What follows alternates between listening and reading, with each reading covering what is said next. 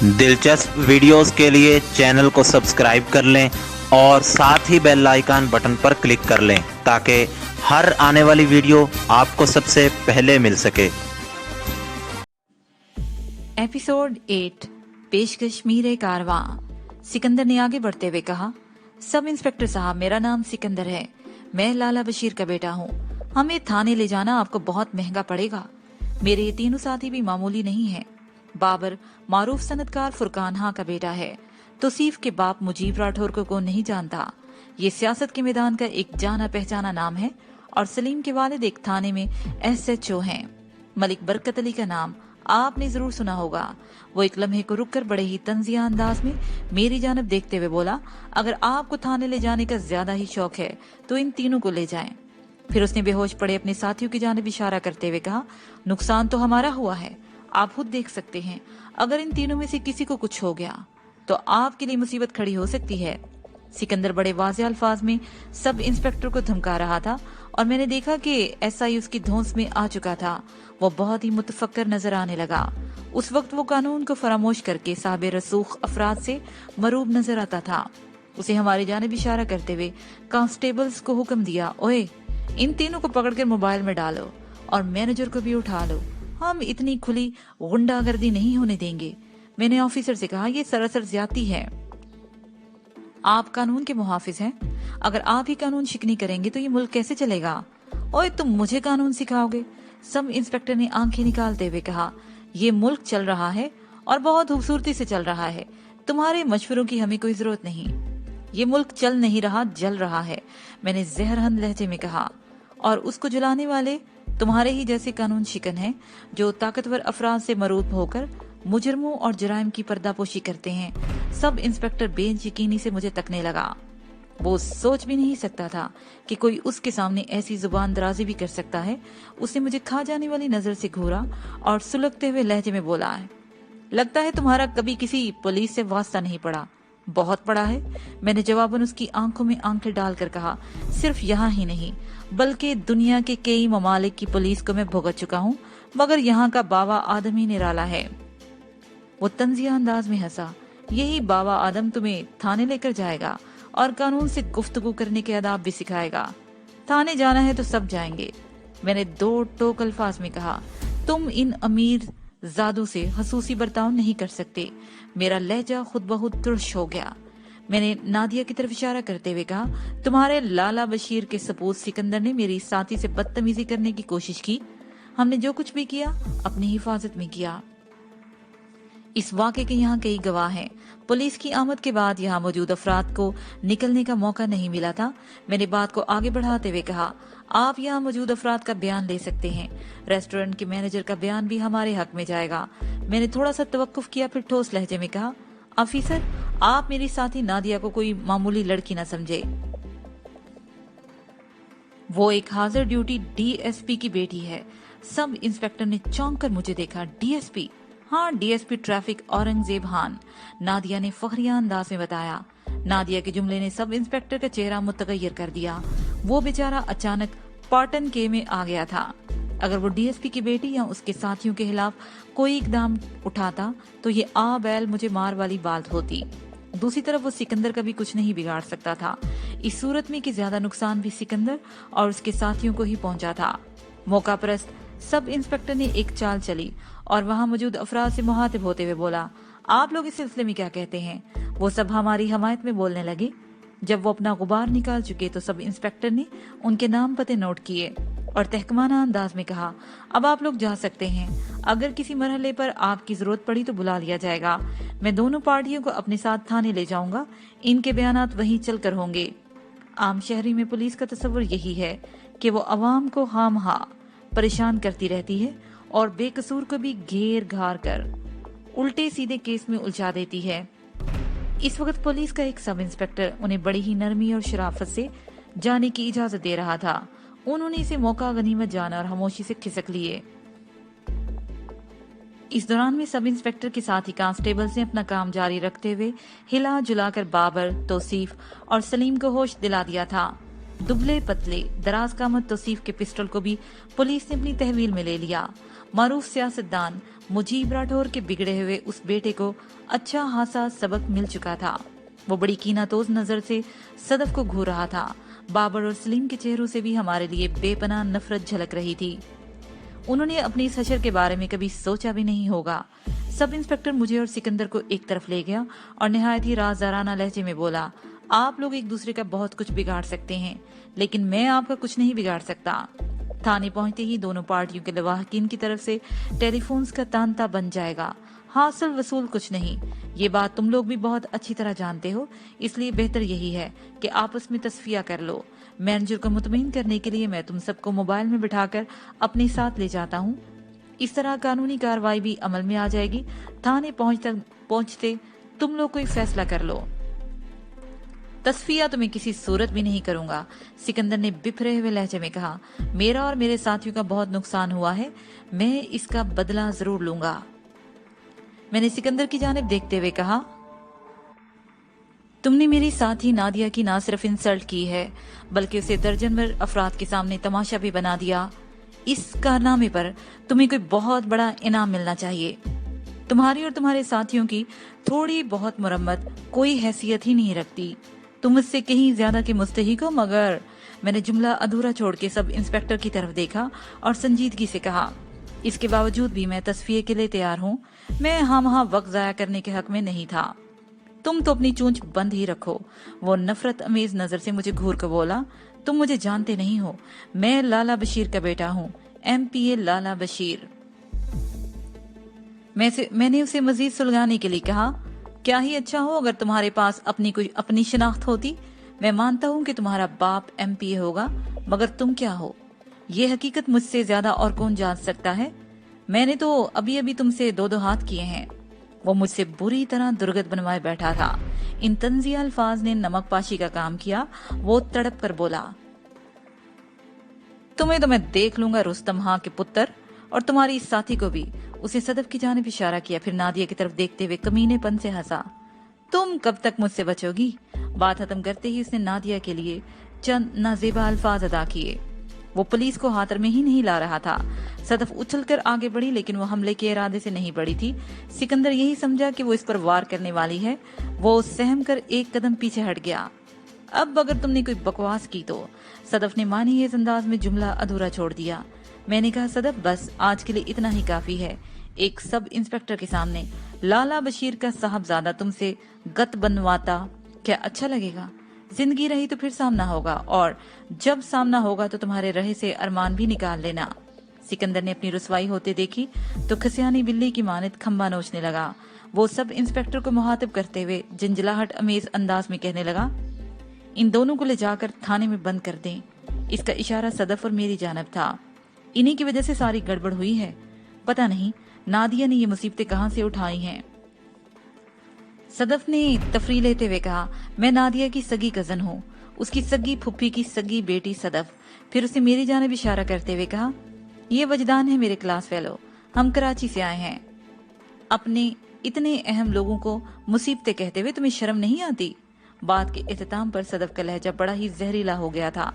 जज्बात भरे मुकालमात के दौरान वो एक संगीत गलती कर बैठी थी। उसने मुझे वजदान के तौर पर पेश किया था। वो तो गनीमत था कि वहाँ वजदान मेरा कोई शनासा नहीं था, ना वरना कोई नई अफ्ताह टूट पड़ती। मैंने सदफ की इस हमाकत पर अपने चेहरे से कुछ जाहिर नहीं होने दिया, लेकिन जुबान से निकले हुए अल्फाज और कमान से निकले हुए तीर वापस नहीं आ सकते थे। सदफ के तंज के जवाब में सिकंदर भी बढ़ चढ़ कर बोलने लगा। नतीजतन सब इंस्पेक्टर हमें थाने ले जाने पर मजबूर हो गया। वो बेचारा हमारे दरमियान सैंडविच बनकर रह गया था। उसने अपनी जान बचाने के लिए यही मुनासिब समझा कि दोनों पार्टियों को आज थाना इंचार्ज के रूबरू पहुंचा दे। ताहम इतना हुआ कि हम लोग पुलिस की मोबाइल की बजाय अपनी अपनी गाड़ियों में वहां से रवाना हो गए। सिकंदर और उसके तीनों साथियों के पास एक नए मॉडल की खुली जीप थी, जिसे मोटे पाइप्स और रंगीन लाइट्स की मदद से डेकोरेट किया गया था। एक क्लाशनकोफ बरदार कांस्टेबल दोनों गाड़ियों में सवार हो गया। मैं नीली शर्ट की अकबी नशीस पर पहुंचा तो डार्लिंग उछलकर मेरी गोद में चढ़ गई। मैं रेस्टोरेंट में जाते हुए अपना सफरी बैग और डार्लिंग को गाड़ी में छोड़ गया था। गन बरदार कांस्टेबल अकबी नशीस पर मेरे साथ ही बैठा। तो डार्लिंग से दिलदारी को जी मचल गया, लेकिन कांस्टेबल की मौजूदगी में खामोश रहना ज्यादा बेहतर था। लिहाजा मैं विंड स्क्रीन के पार देखते हुए डार्लिंग की पुश को सहलाने लगा। थाने में कोई ऐसी कार्रवाई नहीं हुई थी जिसका खास तौर पर जिक्र किया जाए। कारीन बखूबी वाकिफ हैं कि जब बाहत्यार और बाइक्तदार अफराद की औलादें उनके हत्थे चढ़ती हैं तो वो उनसे किस तरह पीछा छुड़ाते हैं। दोनों जानब से सोर्स का भरपूर इस्तेमाल हुआ और शाम 6 बजे हमें 15 मिनट के वक्फे से यके बाद दीगरे थाने से रुखसत कर दिया गया। वापसी में डीएसपी बासिद इसरार मुझे अपने साथ ले आया। रात का खाना खाए बगैर मैं तुम्हें नहीं जाने दूंगा। तुमने मेरी बेटी और भांजी की बहुत मदद की है। नादिया ने कहा, डैडी वो लोग हमसे 15 मिनट पहले निकले हैं, रास्ते में हमें घेरने की कोशिश तो नहीं करेंगे। इस बात के इम्कानात 0 से ज्यादा नहीं है, सदफ ने कहा। बिलफर्ज महाल अगर उन्होंने ऐसी गलती की तो उसका खमियाजा भी भुगतेंगे। डीएसपी ठहरे हुए लहजे में बोला, बेटी तुम्हें फिक्रमंद होने की जरूरत नहीं। अगर तुमने मुझे पहले ही उस लफंगे के बारे में बता दिया होता तो ये नौबत ही ना आती। अब तो मैं लाला बशीर के इस गंदे खून को ऐसा फिट करूंगा कि सारी जिंदगी याद करेगा और भूल कर भी तुम्हारी तरफ देखने की गलती नहीं करेगा। मैंने पुलिस डिपार्टमेंट में झक नहीं मारी, मेरे मरासम की बुलंदी भी कुछ कम नहीं। मैं नहीं जानता था कि सदफ ने अपने मामों को मेरे बारे में क्या बता रखा था। उसने औरंगजेब हाँ ही की मदद से मेरा सुराग लगाया था, इसलिए ये तो मुमकिन नहीं था कि कुछ भी ना बताया हो। मैं इसी शशोपंज में था कि अगर डीएसपी ने बराह रास्त मुझसे गुफ्तगू शुरू कर दी तो मैं किस हैसियत में उससे बातचीत करूंगा, वजदान या वजी। डीएसपी औरंगजेब एक घाघ पुलिस वाला था। वो सवाल करके मेरा नाटका बंद कर देता। शायद डीएसपी ने गैर महसूस अंदाज में मेरे ख्यालात पढ़ लिए थे या कोई और बात थी कि उसने ही मेरा मौजू छेड़ा। अपनी भांजी सदफ से मुहातिब होते हुए पूछने लगा, सदफ मिस्टर वजी तक पहुंचने में तुम्हें कोई परेशानी तो नहीं हुई? मेरे सीने से एक इत्मीनान भरी सांस खारिज हुई। सदफ ने ये अक्लमंदी दिखाई थी कि मुझे वजी के तौर पर अपने मामू से मुतारफ कराया था। वो बोली, नहीं मामू जान, हम सीधा इसके होटल पहुंचे थे जहां वजी से मुलाकात हो गई और उससे मानना ही पड़ा। ये नहीं उसे तस्लीम कर लिया कि मैं धुन की पक्की हूँ। ये गोलमोल जवाब था। सदफ खासी मौका शनास और बातदबीर साबित हो रही थी। मिस्टर वजी मेरी भांजी बहुत ही जिद्दी है। डीएसपी ने मुझसे मुहातिब होते हुए कहा, इससे कोई नहीं जीत सकता। इसने यहाँ पहुंचते ही मुझे तुम्हारे बारे में बताया कि तुम इसके क्लास फेलो हो। इत्तेफाक से तुम दोनों एक ही फ्लाइट से लाहौर पहुंचे हो, लेकिन सदफ को तंग करने के लिए, ये तस्लीम करने के लिए तैयार नहीं कि तुम मिस्टर वजी हो। ये अपने तजस्सुस के हाथों मजबूर होकर तुम्हारे पीछे पड़ गई। फिर मेरी मदद से इसने तुम्हारा खोज लगा लिया। एक लम्हे को रुककर उसने संजीदगी से पूछा, तुम होटल में क्यों ठहरे हो? क्या लाहौर में तुम्हारा कोई अजीज रिश्तेदार दोस्त नहीं है? सदफ ने बड़ी ही जहानत और चालाकी से अपने मामू को मेरे बारे में एक फर्जी कहानी सुनाई थी ताकि उसके जज्बा तजस्सुस की तस्कीन भी हो जाए और मेरा भेद भी ना खुलने पाए। वो अपने एक इंतहाई करीबी रिश्तेदार के सामने मेरी तरफदारी क्यों कर रही थी, इस बात ने मेरे जहन को बुरी तरह उलझा दिया। उसे मेरा पर्दा रखने के लिए अपने मामू से गलत बयानी की थी। मैंने सोचा मौका मिलते ही मैं सदफ से इस बारे में इस्तफसार करूंगा। अलबत्ता ये बात वाज़िया थी कि उसने अपनी कजन नादिया को मेरे बारे में सब कुछ बता दिया था। नादिया जयपुर के हवाले से भी मुझसे गुफ्तगू कर चुकी थी और मुतअद्दिद बार उसने मुझे वजदान कहकर मुहातिब किया था। ये सारे ख्यालात बिजली किसी सूरत से मेरे जहन से गुजरे और मैंने डीएसपी औरंगजेब के सवाल का जवाब देते हुए कहा, मैं इस होटल में अपने एक पुराने शनासा से मिलने गया था। उसके रिश्तेदार कराची में रहते हैं। उन्होंने इसके लिए कुछ पैगामात और तोहफे भेजे थे, वो उस तक पहुंचाना जरूरी थे। मुझे ये झूठ बोलते हुए नदामत का एहसास हो रहा था। मैंने सोचा कि बाद में किसी मुनासिब मौके पर मैं डीएसपी के सामने इसकी वजाहत पेश कर दूंगा। उसे पूछा कि लाहौर में कितने दिन का क्याम है और कहाँ ठहरोगे? यहाँ गुलबर्ग में मेरे एक दोस्त रहते हैं। मैंने फौरी तौर पर जान छुड़ाने के लिए फरीद पाशा का हवाला दे दिया। वो दर हकीकत मेरे वालिद के दोस्त हैं और एक फिल्म प्रोड्यूसर हैं। आपने शायद इनका नाम सुना हो। फिर मैंने फरीद पाशा का नाम ले दिया। डीएसपी ने कहा, सॉरी मिस्टर वजी, मुझे फिल्म और फिल्म वालों से ज्यादा दिलचस्पी नहीं, इसलिए प्रोड्यूसर फरीद पाशा के बारे में मैं नहीं जानता।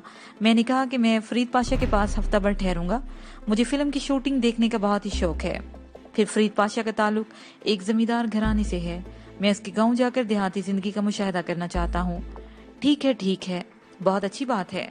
वो असबात में सर हिलाते हुए बोला, लाहौर में तुम्हें कोई मसला हुआ कभी मेरी मदद की जरूरत पेश आए तो किसी किस्म का तकल्लुफ का मुजाहरा नहीं करना। मैंने कहा ठीक है जनाब, अगर ऐसा कोई मौका आया तो मैं आपको जरूर जहमत दूंगा। भाई आज तुमने इन बच्चियों की मदद करके मुझ पर बहुत बड़ा एहसान किया है। उसने कहा मैं तुम्हारे इस सलूक को हमेशा याद रखूंगा। मैंने कहा जनाब मैंने इनकी क्या मदद करनी है, ये सारा क्रेडिट तो सदफ को जाता है।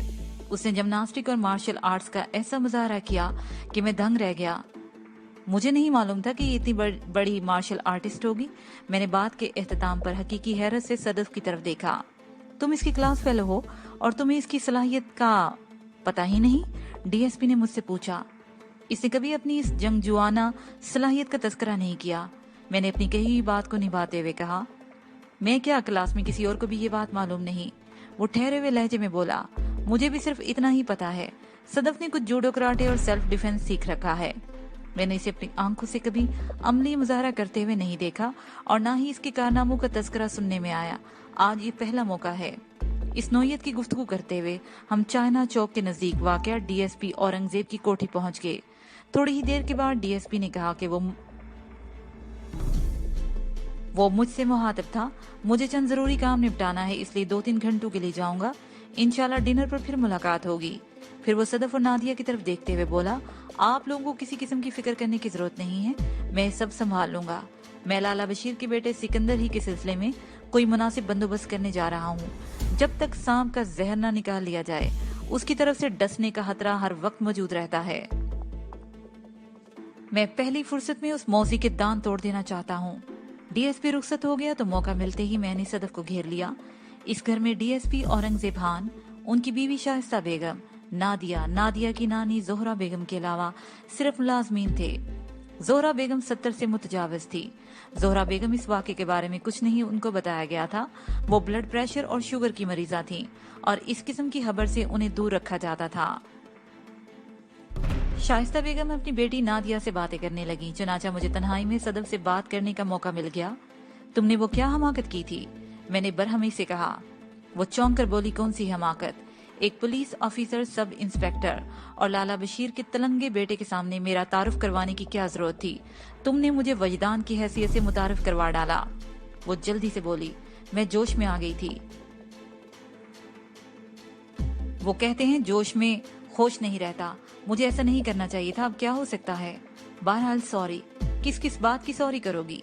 मैंने मानी है अंदाज में कहा। क्यों, क्या और कोई गलती भी होगी? तुमने डीएसपी साहब को मेरे बारे में क्या उल्टी सीधी कहानी सुना डाली?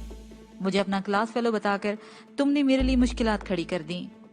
मैंने कहा, अपनों से झूठ और गैरों से सच बोलना कहाँ का दस्तूर है? तुम्हें दोस्त और दुश्मन का फर्क नहीं मालूम। वो बड़ी रसान से बोली, अगर मैं मामू को तुम्हारी हिस्ट्री सुनाने के बाद अपना क्लास फेलो जाहिर करती तो वो कभी भी मुझे इसकी इजाजत ना देते, बल्कि वो उल्टा हाथ धोकर तुम्हारे पीछे पड़ जाते। तुम जानते हो वो पुलिस वाले हैं और तुम जैसी हंगामा हेज और वलवला अंगेज शख्सियत उनके लिए गहरी दिलचस्पी का बायस होती। तुम्हें जान छुड़ाना मुश्किल हो जाती।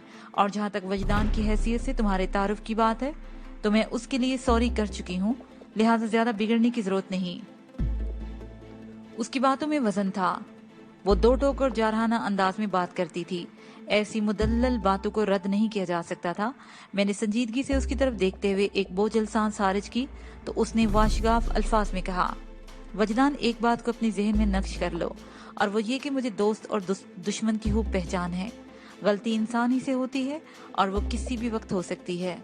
तुम्हारा इस बारे में क्या ख्याल है? इस बारे में मैंने अपना कोई ख्याल जाहिर करने की बजाय उससे पूछा। नादिया की बातों से मैंने महसूस किया है कि तुम उसे मेरे बारे में बड़ी ही तफसील से बता चुकी हो। अगर उसने अपने डैडी को मेरी असलियत से आगाह कर दिया तो तुम्हें अपने मामू के सामने शर्मिंदगी उठानी पड़ेगी। ऐसा कभी नहीं होगा, वो तेकन से बोली। नादिया मेरी कजन ही नहीं बल्कि मेरी एक राजदार गहरी दोस्त भी है। हम एक दूसरे से हर किस्म की बात शेयर करते हैं। मुझे उम्मीद है वो तुम्हारे सिलसिले में एहतियात बरतेगी। बहरहाल मैं उसे खास तौर पर समझा दूंगी। मैंने डीएसपी की फैमिली को हासा आजाद ख्याल और मॉडर्न पाया।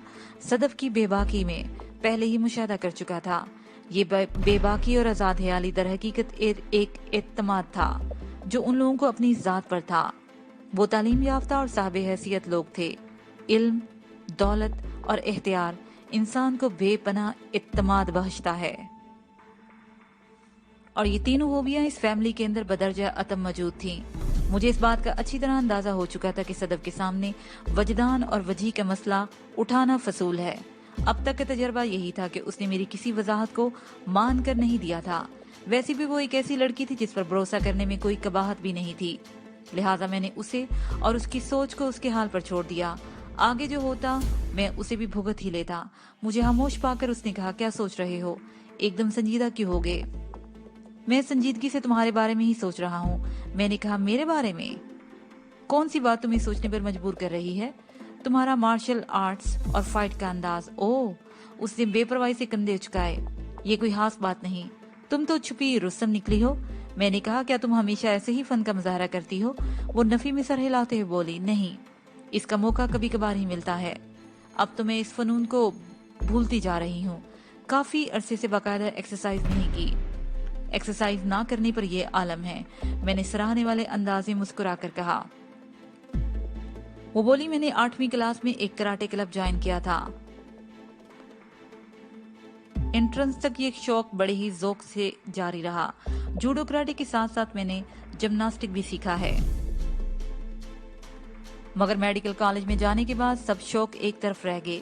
मेडिकल में इतना स्टडी करना पड़ता है कि सर खुजाने की फुर्सत भी नहीं मिलती। शौक कैसे पूरे किए जाएं? और फिर मार्शल आर्ट्स या कोई भी स्पोर्ट्स एक फुल टाइम जॉब है। इसे लूला लंगड़ा और पार्ट टाइम जारी रखते में हरगिज मजा नहीं आता। मेरा ये शौक भी मुझसे छिन गया।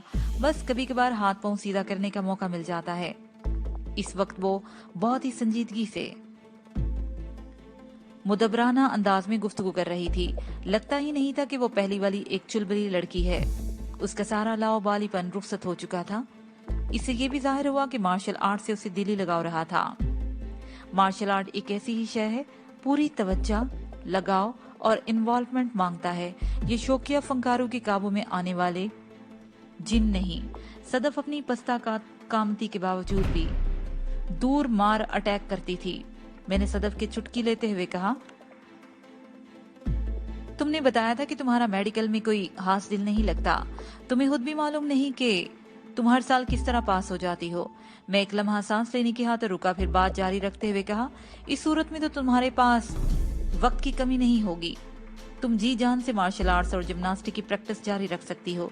सब कहने की बातें हैं।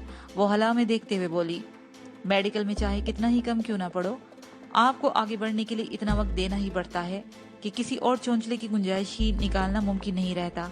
बहरहाल उसे एक मर्तबा फिर हालिस्तन अमेरिकी अंदाज में कंधे उचकाए और खामोश हो गई।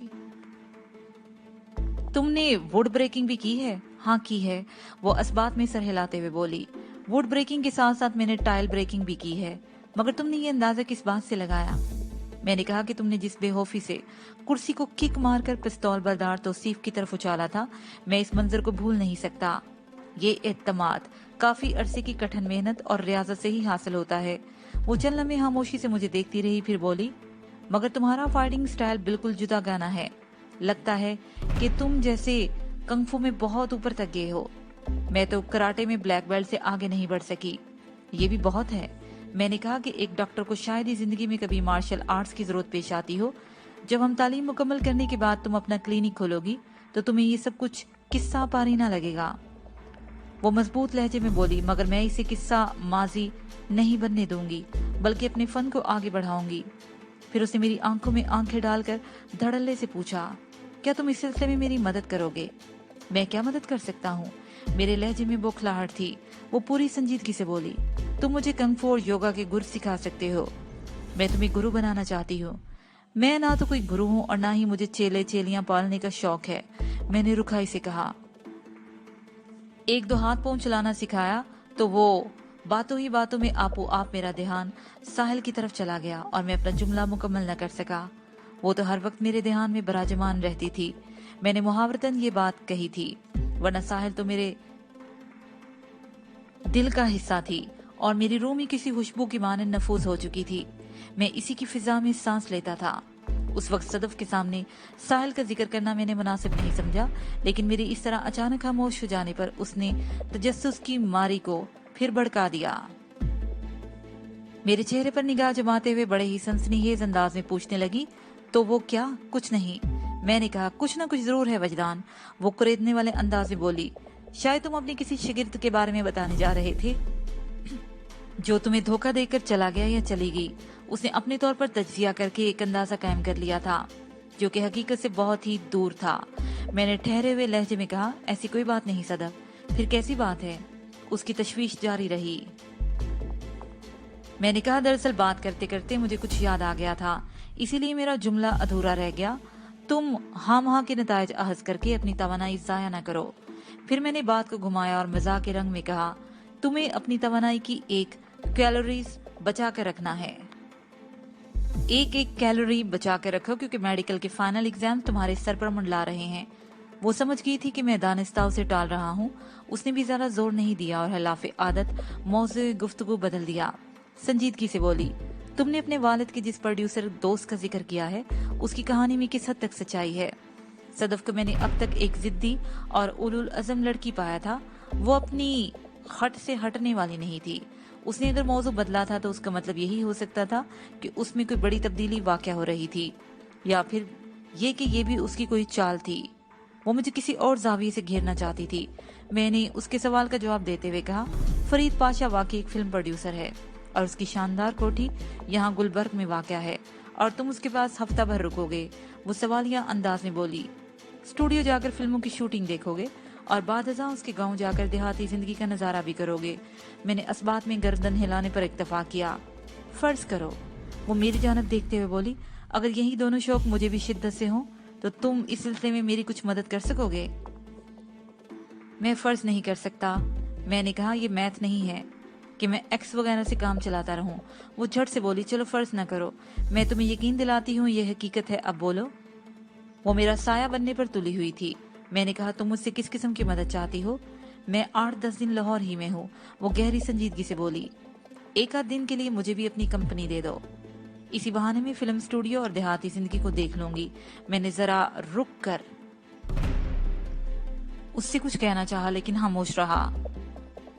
اس نے ردا چڑھاتے ہوئے کہا تم تو جانتے ہی ہو ماموں کو فلموں اور فلم انڈسٹری سے کوئی لگاؤ یا دلچسپی نہیں اور اپنی پیشہ ورانہ زندگی سے وہ اتنا وقت نہیں نکال سکتے کہ مجھے گاؤں یا دیہات گھماتے پھریں. تو ابھی تم اتفاق سے لاہور آئے ہو اور میں بھی اتفاق سے لاہور آئی ہوں. پتہ نہیں پھر مجھے کب گھر سے باہر نکلنا ہو. اس کے بعد وہ شرارت سے مسکراتے ہوئے بولی ویسی بھی بقول تمہارے میرے سر پر میڈیکل کا فائنل منڈلا رہا ہے. اگر میں اس سے یہ کہتا کہ تمہارے ڈی ایس پی ماموں کے ایک اشارے پر درجن بھر افراد تمہاری یہ خواہش پوری کرنے کے لیے دن رات ایک کر سکتے ہیں تو بحث کا ایک نیا دروازہ کھل جاتا. اور میں کھلے ہوئے دروازے کو بند کرنے کے موڈ میں تھا.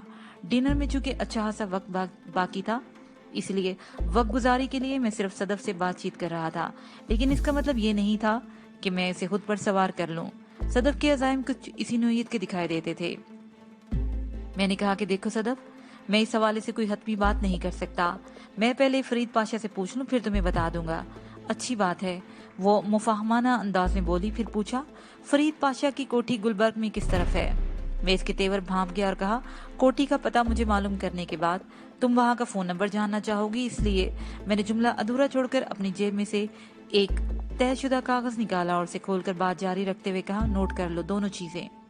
فرید پاشا کی کوٹھی کا ایڈریس اور فون نمبر. وہ ایک مشہور و معروف فلم پروڈیوسر ہے. تم پوچھتے پاچھتے بھی وہاں تک پہنچ سکتی ہو. وہ اس کاغذ پر ایک بھرپور گہری نظر ڈالنے کے بعد بولی اس کی ضرورت نہیں. تم خود فرید پاشا سے بات کر کے مجھے فون نمبر بتا دینا. میں تمہیں ماموں کی کوٹھی کا فون نمبر صبح ہی لکھوا دیا تھا. میں سمجھ گیا. وہ کاغذ کے مندرجات کو ذہن میں نقش کر چکی تھی. صرف مجھے مطمئن کرنے کے لیے بے اعتنائی کا مظاہرہ کر رہی تھی. میں اس کی چالوں کو سمجھنے لگا تھا. میں نے اسی کے انداز میں کہا جیسے تمہاری مرضی. پھر نادیہ بھی وہیں چلی آئی اور ہمارے درمیان ریسٹورنٹ میں پیش آنے والے واقعے پر تبادلہ خیالات ہونے لگا. تھوڑی دیر کے بعد کہا میں 1-2 فون کرنا چاہتا ہوں. کیا یہاں سے یہ ممکن ہے؟ کیوں نہیں؟ نادیہ جلدی سے بولی. پھر وہ مجھے ایک ایسے کمرے میں لے آئی جہاں جو وضاقتہ سے اور سیٹنگ کے اعتبار سے بیڈ روم نظر آتا تھا. اس کے بیڈ سائڈ پر رکھے ہوئے ایک انڈر رنگ ٹیلی فون سیٹ کی جانب اس نے اشارہ کرتے ہوئے کہا تم اطمینان سے یہاں بیٹھ کر فون کر سکتے ہو. ضرورت محسوس کرو تو بیڈ روم کا دروازہ بھی بند کر لو. Thank you. میں نے شائستگی سے کہا تم جاتے ہوئے خود ہی دروازہ بند کر دو ورنہ تمہاری کزن کو اچانک کچھ याद आ गया तो वो वजी नंबर की बस पकड़कर वजदान नाम के स्टॉप पर उतर जाएगी। वो बड़े दिल अवेज अंदाज में मुस्कुराई और बोली, सदफ क्रेजी है, एकदम पागल, और तुम गरेजी हो, यकदम मुख्तात। फिर दरवाजा बंद करके वो बेडरूम से निकल गई। नादिया ने अभी जिस जहानत और हाजिर दिमागी का सबूत दिया था, उसकी मिसाल बहुत कम देखने में आती थी। उसने उर्दू और इंग्लिश दोनों को बड़ी ही खूबसूरती से हम आहंग किया था। क्रेजी और गरेजी का बर वक्त इस्तेमाल मुझे लुत्फ दे गया। नादिया की उम्र 22-23 साल से ज्यादा नहीं थी। उसका कद 5.5 फुट था। मौसू कामत और मुतनासिब बदन ने उसकी शख्सियत को निखार दिया था। उस पर बड़ी बड़ी आंखें उसे दिलकश और जाज़बे नजर बनाने के लिए हर वक्त चेहरे पर मौजूद थीं।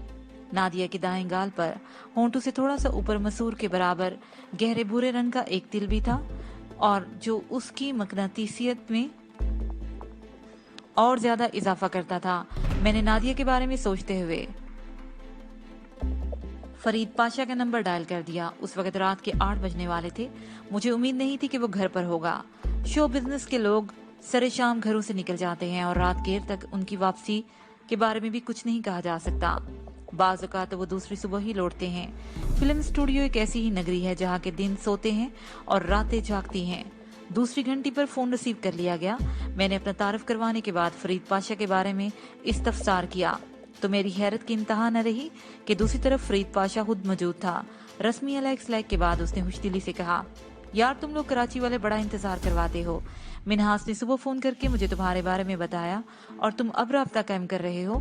मैं तुम्हारी खातिर आज स्टूडियो भी नहीं गया, घर में जमा बैठा हूँ। मिनहास ने कहा था कि तुम कराची से लाहौर पहुंचते ही मुझसे फौरन राब्ता करोगे।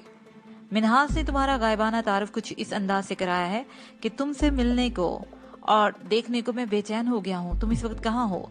फरीद पाशा के अंदाज और लबो लहजे में जिंदा दिली और दोस्तानापन पाया जाता था। मैंने कहा, पाशा साहब, इस इंतजार और कोफ्त के लिए मैं आपसे माजरत चाहता हूँ। बस मैं पैदर पे ऐसे मसाइल में उलझता चला गया कि आपसे राब्ता करने का मौका ही नहीं मिल सका। इस माजरत और उजरत की कोई जरूरत नहीं यार, वो बड़ी ही मोहब्बत से बोला। तुम मिनहास के भेजे हुए हो, इसलिए हमारी आंखों के तारे हो। सारे मसाइल को लपेटो और अपने साथियों को समेट कर फौरन यहाँ मेरे पास चले आओ। मैं इन मसाइल को खुद हल कर लूंगा। एक लम्हे के तवक्कुफ के बाद वो कुछ सोचते हुए बोला, ठहरो, तुम्हें अपनी जगह से हरकत करने की जरूरत नहीं। मैं तुम्हारे लिए गाड़ी भेज रहा हूँ, तुम मुझे अपना पता बताओ। इसके साथ ही ये पार्ट अपने एहतिताम को पहुंचा।